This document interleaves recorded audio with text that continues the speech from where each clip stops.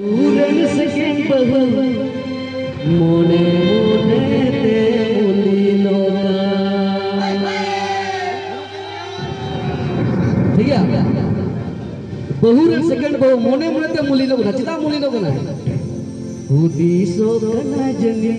गुणनो कना जनी जावाई रे सेकंड जावाई ली चढ़ दिया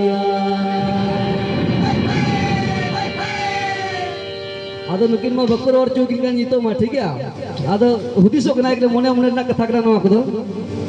हुदीसो कना जनी गुणनो कना जनी जावाई रे सेकंड जावाई ली चढ़ दिया